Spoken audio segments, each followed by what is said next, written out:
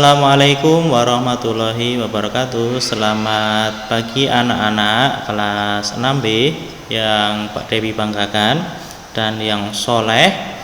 Pada pagi hari ini tadi sudah belajar IPA, sekarang giliran bahasa Indonesia. Kalian ambil buku kalian bahasa Indonesia, kalian buka halaman 1, pelajaran 1 ya, selamatkan lingkungan hidup. Nah, di situ ada bacaan ya, ada bacaan, kalian baca dulu ya. Hari ini Sinta dan teman-temannya melakukan kunjungan ke Kebun Raya Bogor. Jadi kayak semacam teks laporan kalau yang Pak Dewi dulu pernah terangkan seperti itu. Oke, kita lanjut saja. Nah di sini ada ini. Saat liburan, Lucky mengunjungi rumah neneknya di desa. Nenek Lucky adalah seorang petani bawang merah ya. Nah, ini membuat laporan pengamatan Lucky. Nah, sekarang dulu kan kita sudah belajar laporan pengamatan. Nah, sekarang coba kita amati laporan pengamatan. Kita dekatkan dulu ya. Nah, laporan pengamatan. Ini adalah contoh laporan pengamatan ya. Oke, jadi seperti ini. Judulnya adalah bawang merah. Bawang merah merupakan salah satu tanaman yang sangat dikenal oleh banyak orang, terutama bagi mereka yang menyukai bidang memasak. Bawang merah berasal dari Iran dan Pakistan. Dari kedua tersebut, perlahan bawang merah mulai tersebar hingga ke penjuru dunia. Sejak saat itu, bawang merah mulai dibudidayakan di berbagai daerah, baik tropis maupun subtropis. Hal ini dikarenakan banyaknya masakan di dunia yang membutuhkan bawang merah sebagai salah satu bahan utama. Oke, ke bawahnya lagi. Nah, ini ada ciri-ciri tanaman bawang merah adalah sebagai berikut. Berakar serabut. Nah, teman-teman, ini masuk pelajaran IPA ya. Akar serabut dengan sistem perakaran dangkal serta akar bercabang dan terpencar. Nah, seperti itu ya, kalian bisa bayangkan. Yang kedua, batangnya berbentuk menyerupai cakram, tipis dan pendek. Bentuk batang tersebut berguna untuk titik tumbuh atau tempat melekat akar dan tunas. Nah, batang bawang ini bisa tumbuh loh teman-teman, enggak di tanah, tapi cuma dikasih pada aqua gelas itu, terus dikasih air, itu nanti bisa tumbuh. Daun berbentuk seperti pipa, yaitu bulat kecil memanjang berlubang dengan bagian ujung runcing. Bunganya berbentuk seperti tandan tersusun bulat atau melingkar yang memiliki bunga sekitar 50-100 buah kuntum bunga. Tangkai bunga jauh lebih panjang daripada bunga itu sendiri, bahkan tangkainya jauh lebih panjang daripada daun.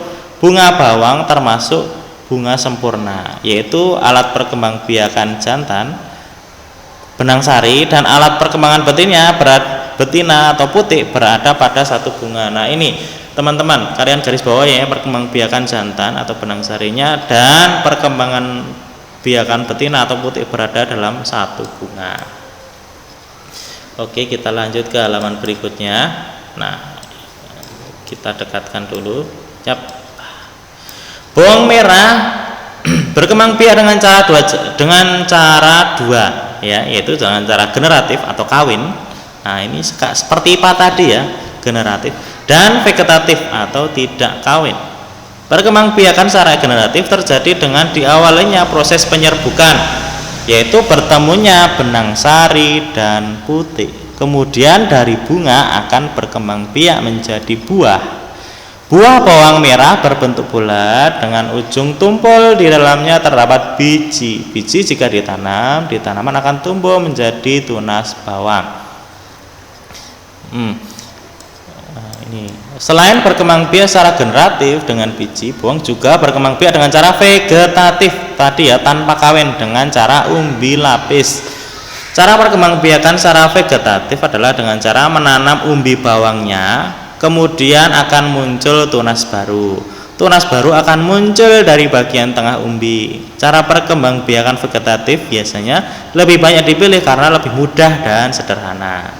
Jika dibandingkan dengan proses perkembangbiakan secara generatif, perkembangbiakan vegetatif juga menghasilkan jumlah individu yang lebih banyak. Nah, lebih banyak teman-teman. Lalu, selain sebagai alat perkembangbiakan vegetatif, umbi lapis merupakan bagian bawang merah yang paling banyak dimanfaatkan manusia sebagai bumbu masak. Umbi lapis merupakan modifikasi batang dan daun. Nah, ini. Bawang merah mengandung gizi dan nutrisi yang banyak, misalnya vitamin C, kalium serat, dan asam folat. Bawang juga mengandung kalsium dan zat besi. Bawang juga mengandung zat pengatur tumbuh alami berupa hormon auksin atau giberelin.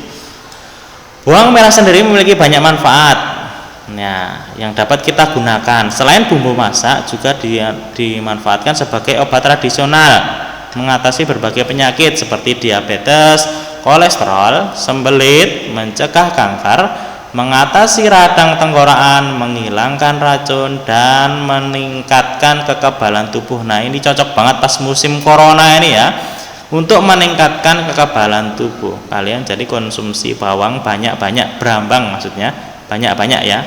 Selain itu, bawang juga dijadikan sebagai pewarna alami. Nah, itu teman-teman. Itu contoh laporan kegiatan. Nah, ini judulnya bawang merah. Lanjut ke halaman berikutnya. Nah, dari teks informasi yang sudah kita baca tadi, nah tugas kalian adalah ini, tuliskan informasi penting berdasarkan bacaan di atas dalam bentuk peta pikiran. Bawang merah, ciri-cirinya apa? Perkembangbiakannya tadi ada, kandungannya apa? Tadi ada ya, manfaatnya apa? Lalu tugas kalian adalah ini, tuliskan kesimpulan dari teks laporan di atas.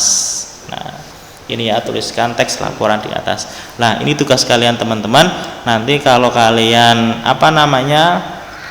belajar kelompok, nanti bisa dikoreksi bareng-bareng gitu di sini ya. Nah, oke teman-teman, itu saja pelajaran pada pagi hari ini. Besok kita lanjutkan tentang teks laporan hasil pengamatan adalah berisi penjabaran umum dan lain sebagainya ini ya. Ini untuk gambaran saja.